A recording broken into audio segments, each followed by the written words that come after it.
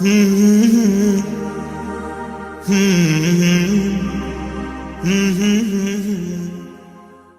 اگر تو ماں ہو کے قرآن پڑھے تو بیٹا نیزے کی نوک پہ قرآن سناتا ہے۔ سیدہ طیبہ طاہرہ ظاہرہ عابدہ ساجدہ راکعہ سیدہ فاطمہ الزہرا رضی اللہ تعالی عنہا کا اسوہ مخدرات اسلام کے لیے، ہماری بہنوں بیٹیوں کے لیے مکمل کامل اور اکمل نمونہ ہے۔ میری مائیں بہنیں بیٹیاں بھی پردے میں بیٹھ کے سن رہی ہیں، اور جو یہاں موجود نہیں ہیں، آپ لوگوں کی وساطت سے یہ پیغام ان تک بھی پہنچے گا۔ تو میں گزارش کروں گا، اس بے حیائی کے ماحول میں جب کہ میڈیا بے لگام ہے، سوشل میڈیا قیامت ڈھا رہا ہے، آنکھوں سے حیا اڑ گئی ہے، سوچوں میں آوارگی آ گئی ہے، لباس سمٹ سمٹ کے بالکل واجبی سا رہ گیا ہے، اور حیا قصہ پارینہ بن گیا ہے۔ یہ اڑتے ہوئے آنچل، لہراتے ہوئے دوپٹے اور جو ہے وہ بکھرے ہوئے بال، یہ حیا کے جنازے سڑکوں کے اوپر گھومتے ہوئے، اور بازاروں میں صنفی آزادی اور جنسی بے رہروی اور جو کچھ ہم دیکھ رہے ہیں۔ تو آج ہم سیدہ فاطمہ الزہرا کے کردار کو خضر راہ بنائیں۔ اقبال کہتا ہے، مزرعہ تسلیم را حاصل بطول، مادرا را اسوائے کامل بطول۔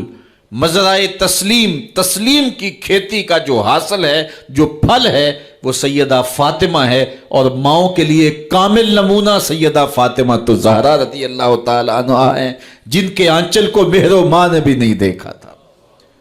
خادم کی شوہر کی خدمت بھی کرتی ہیں، بچوں کی تربیت بھی کرتی ہیں۔ آسیہ گردان و لب قرآن سرا، ادھر چکی بھی چل رہی ہے اور لبوں پر قرآن کے نغمے بھی جاری ہیں۔ آسیہ گرداں چکی چلا رہی ہیں، واللب قرآن سرا، اور اقبال کہتا ہے لبوں پر قرآن کے نغمے جاری ہیں۔ جب لبوں پہ قرآن کے نغمے ہو اور آٹا پیسا جا رہا ہو، تو پھر وہ گندم اور وہ آٹا جب بچے کھائیں گے تو پھر حسین ابن علی کے کردار ہی پیدا ہوں گے۔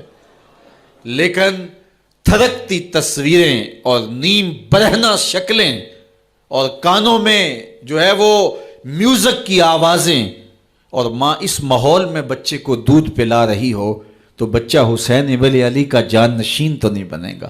کوئی اداکار تو بن سکتا ہے، کوئی گلوکار تو بن سکتا ہے، لیکن حسین ابن علی کا جان نشین نہیں بنے گا۔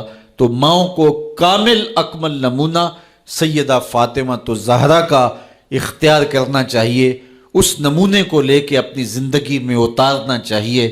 آج ہم دلیلیں دیتے ہیں، میڈیا سے دلیلیں سنتے ہیں، اسلام تنگ نہیں ہے، تم نے اسلام کے دائرے کو تنگ کر دیا ہے۔ میں ایک ہی بات کہا کرتا ہوں، یہ دلیلیں دینے والے سوچیں کہ رسول خدا کی بیٹی کے پردے کا عالم کیا تھا۔ بس ہمارے لیے وہ نمونہ ہے، وہ کامل اور اکمل نمونہ ہے، اور ہم نے اپنی زندگی اس نمونے کے مطابق گزارنی ہے۔ سیدہ پاک سلام اللہ علیہا کو اس بات کی فکر رہتی تھی کہ ساری زندگی تو میں نے اپنے پردے کی حفاظت کی، مرنے کے بعد جب پٹڑے کے اوپر ڈال کر کے لے جایا جاتا ہے لاش کو، تو اس وقت جسم جھلکتا ہے چھلکتا ہے تو بے پردگی ہوتی ہے۔ تو زندگی میں تو انسان اپنے پردے کی حفاظت کر لیتا ہے، لیکن جب جنازہ اٹھتا ہے تو اس وقت عورت کے جسم کی ڈیل ڈول ظاہر ہو جاتی ہے، اگرچہ اس کے اوپر پردہ پڑا ہوتا ہے۔ اور یہ سخت فکر مند تھی اور بات بھی کرتی تھی۔ حضرت اسماء بنت امیس رضی اللہ تعالی عنہا سیدہ پاک کے پاس بیٹھی تھی، اور یہ وہ خاتون ہیں جنہوں نے حبشہ کی جانب ہجرت کی تھی۔ جب مسلمانوں پر حالات تنگ ہو گئے تو 2 مرتبہ حبشہ کی جانب ہجرت ہوئی ہے، اور تیسری ہجرت جو ہے وہ مدینہ المنورہ کی جانب ہوئی۔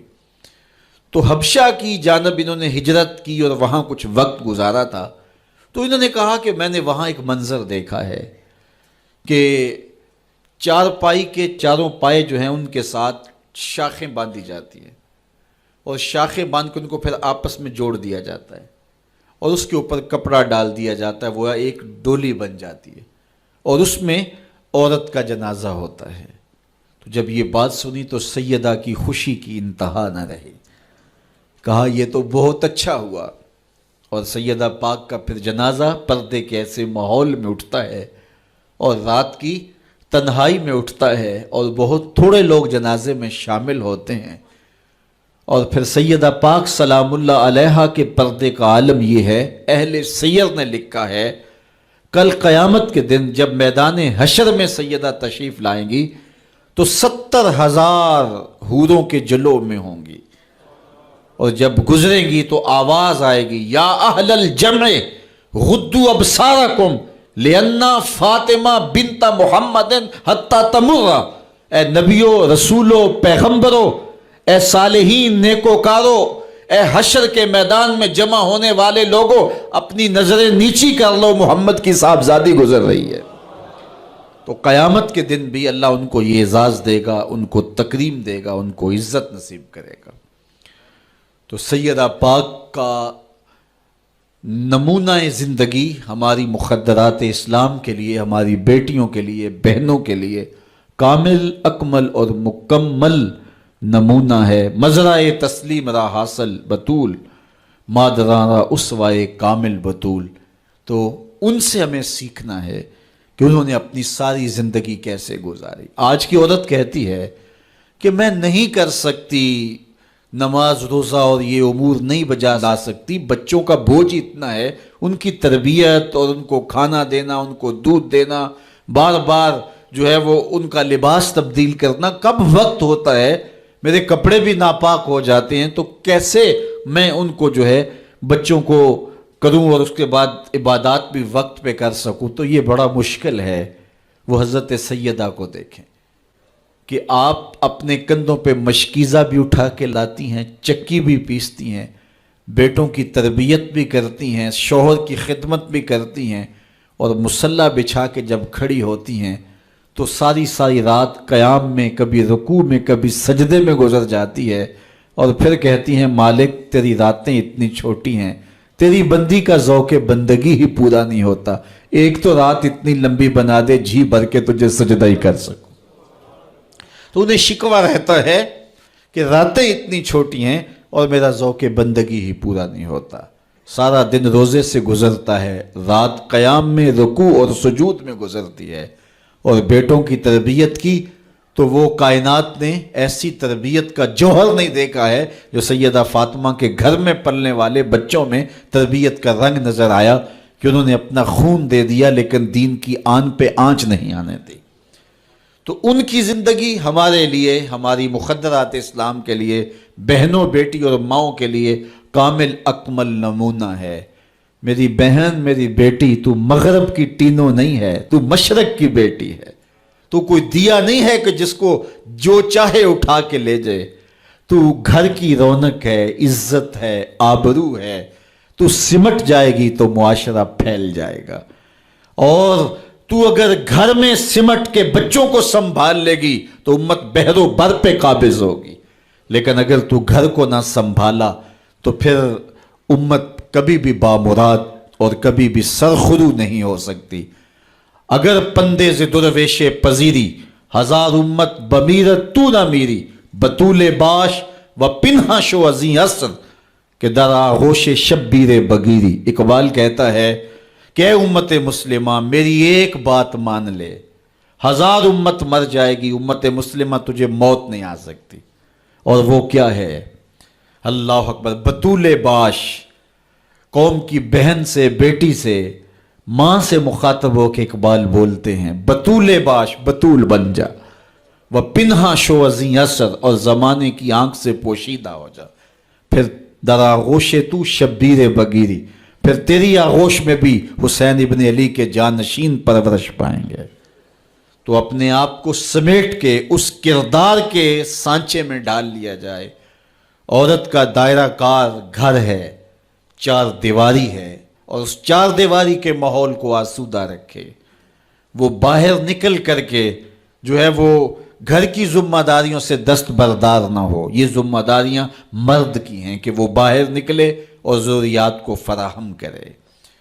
عورت کی ذمہ داری چار دیواری کی ہے. اس چار دیواری کو رونق بخشے اور تربیت پر نئی نسل کو بہتر بنانے کے لیے اپنی ساری صلاحیتیں صرف کر دے.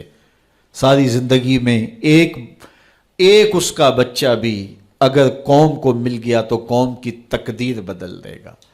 مائی راستی ہیں یا ام الخیر ہیں، انہوں نے ایک بچے کی تربیت کی. آج مائیں کیوں نہیں کر سکتی؟ بابا فرید کی ماں بیٹے کے مزاج کو سمجھتی ہیں کہ یہ شکر کو بہت پسند کرتا ہے تو شکر کی پڑیا مصلے کے نیچے رکھ دیتی ہیں، اور بیٹا مصلہ اٹھاتا ہے تو نیچے شکر کی پڑیا ملتی ہے. روز ڈیوٹی دیتی ہیں، اور بیٹا شوق سے نماز پڑھتا ہے، بعض میں شکر کی پڑیا بھی ملے گی. ایک دن کہیں گئی تھی تو نماز کا وقت ہوا، ماں وہاں بے چین ہے اور وہیں مصلہ بچھا کے کہتی ہے مالک میری لاج رکھنا. آج بیٹا مصلہ اٹھائے اور اس کو شکر کی پڑیا نہیں ملے گی تو راز کھل جائے گا، تو بیٹا کہیں بدظن نہ ہو جائے. اس کا گمان یہ ہے کہ مالک اپنی کرم نوازیوں سے یہ پوری مجھے ڈائریکٹ دیتا ہے، درمیان میں کوئی نہیں ہے. اللہ اکبر. خیر ماں واپس پلٹی اور سب سے پہلے تجسس بھری نگاہ سے بیٹے کو دیکھ رہی تھی کہ بیٹا کوئی شکایت تو نہیں کرتا، لیکن فرید بیٹے کے لب پہ کوئی شکایت نہیں تھی. خیر ماں نے پوچھ لیا بیٹا نماز پڑھی تھی؟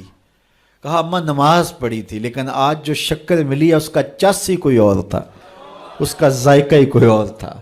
تو آنکھوں سے چھم چھم آنسو برسنے لگے. مالک تو نے میری لاج رکھ لی. تو پھر بتایا کہ بیٹے میں تو یوں ہی پڑیا رکھتی تھی، آج مالک نے جو ہے وہ میری لاج رکھی ہے اور تیرے مصلے کے نیچے پڑیا رکھ دی. پھر فرید بنا نا. تو پیچھے ماں کھڑی نظر آتی ہے، حضرت غوث اعظم رضی اللہ تعالی عنہ. اگر غوث اعظم ہے تو ان کے جبے میں 40 دینار ماں سی رہی تھی نا، اور ساتھ نصیحت کر رہی تھی کہ بیٹا جو بھی ہو جھوٹ نہیں بولنا ہے. پھر ڈاکوؤں کو بتا رہے ہیں کہ 40 درہم تو میرے پاس بھی ہیں. تو ڈاکو کہتے ہیں عجیب کہانی ہے، بلا کو ڈاکوؤں کو بھی پیسے بتایا کرتا ہے. کہا میری ماں نے کہا تھا جھوٹ نہیں بولنا، جو بھی ہو جائے لیکن جھوٹ نہیں بولوں گا. اب ڈاکو شرمندہ ہو کے بولتے ہیں یہ ماں سے جھوٹ نہیں بولتا، ہم رب کا حکم نہیں مانتے. اور یہ پہلے لوگ تھے جو حضرت غوث اعظم کے ہاتھ پہ جو ہے وہ توبہ کرنے والے تھے. اللہ اکبر. قطب الدین بختیار کاکی جب درس گاہ میں جاتے ہیں، استاد پڑھاتا ہے الف لام میم ذالک الکتاب، پورا پارہ سنا دیتے ہیں.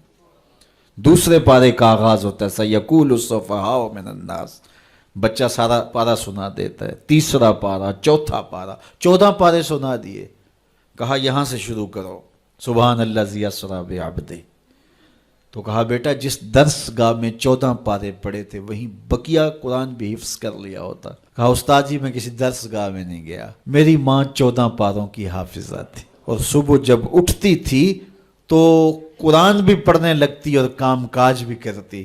تو بچپن سے ہی سن کے ماں کی آغوش سے یہ 14 پارے یاد ہو گئے. تو مائیں اگر ایسی ہوں تو بیٹے ایسے ہوتے ہیں.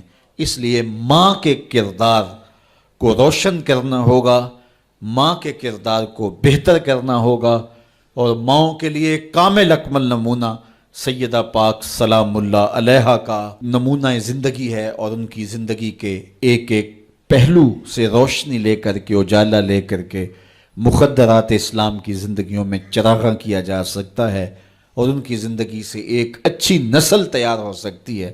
کسی نے کہا تھا مجھے اچھی مائیں دے دو میں تمہیں اچھی نسل دوں گا. تو سیدہ پاک کا اسوہ ہمارے لیے یقیناً کامل اور اکمل نمونہ ہے. اللہ تعالیٰ ان کے نقوش پا کی برکتیں اور ان کے وجود سے وابستہ رحمتیں ہماری ماؤں، بہنوں اور بیٹیوں کو نصیب فرمائے. اور آج کی اس مجلس میں ہم ان کی وساطت سے اللہ کی بارگاہ میں دعا کرتے ہیں، اے اللہ حیا سوز ماحول سے اس امت کو نجات عطا کر دے، اور اس امت کو پھر عظمت پارینہ و رفتہ عطا کر دے، اور قوم کی بیٹیوں کو اسوہ بطول پہ گامزن کر دے.